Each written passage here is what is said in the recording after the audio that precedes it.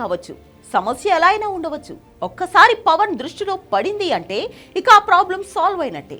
గతంలో విశాఖలో గ్రామ ప్రజలకు ఇచ్చిన మాట కోసం అధికారంలోకి రాగానే స్వయంగా వెళ్లి హామీ నెరవేర్చారు AP deputy CM Pawan Kalyan. ఇప్పుడు ఉప్పాడ తీర ప్రాంత ప్రజలకు ఇచ్చిన మాట కూడా నిలబెట్టుకున్నారు. రాష్ట్రంలో కూటమి సర్కార్లో ప్రధాన భాగస్వామిగా ఉంటూనే ప్రజలకు తాను ఇచ్చిన హామీల్ని నిలబెట్టుకోవడంలో మాత్రం డిప్యూటీ సీఎం పవన్ కళ్యాణ్ ఎక్కడా వెనక్కి తగ్గడం లేదు. ముఖ్యంగా తనను తొలిసారి గెలిపించి అసెంబ్లీకి పంపిన పిఠాపురం నియోజకవర్గం విషయంలో అయితే అస్సలు రాజీపడడం లేదు.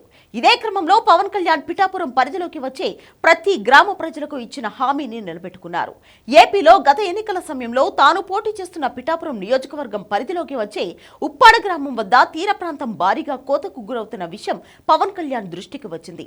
దీంతో తనను ఎమ్మెల్యేగా గెలిపిస్తే బీజేపీ నేతృత్వంలోని కేంద్ర ప్రభుత్వంతో మాట్లాడి తీర ప్రాంతం కోతకు గురికాకుండా కాపాడతామంటూ పవన్ హామీ ఇచ్చారు. నేను ఒకటే మీకు మాటిస్తున్నా, సముద్రపు కోతని అరికడతాం. కేంద్రం సహాయంతో సముద్రపు కోతను ఆపాలంటే కష్టసాధ్యమైన విషయం.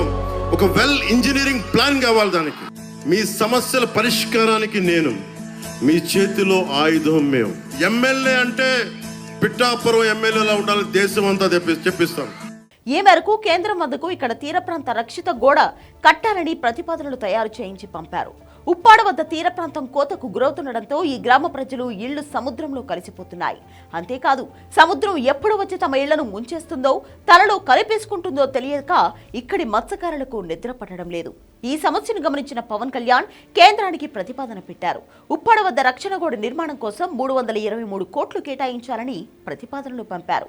ఈ మేరకు పవన్ కళ్యాణ్ పంపిన విజ్ఞప్తికి కేంద్రం కూడా సానుకూలంగా స్పందించింది. తాజాగా పవన్ కళ్యాణ్ పంపిన ఉప్పాడ రక్షిత గోడ నిర్మాణానికి అవసరమైన 323 కోట్ల నిధుల కేటాయింపుకు గ్రీన్ సిగ్నల్ ఇచ్చినట్లు తెలుస్తోంది. ఈ మేరకు జనసేన పార్టీ తన ఎక్స్ హ్యాండిల్లో ఈ విషయాన్ని షేర్ చేసింది. కేంద్రం ఇచ్చే నిధులతో ఉప్పాడ వద్ద రక్షిత గోడ నిర్మాణం జరిగితే ఇక అక్కడ గ్రామానికి సముద్ర ముప్పు తొలగిపోతుంది. ముఖ్యంగా తుఫాన్లు వచ్చినప్పుడు సముద్ర ఆటుపోట్లకు సైతం తీరం కోతకు గురి కాకుండా ఉంటుంది. పవన్ చేసిన ఈ పనితో ఎన్నో ఏళ్లుగా కోతకు గురవుతున్న తీర ప్రాంత ప్రజలు సమస్య ఇప్పుడు తీరబోతుంది.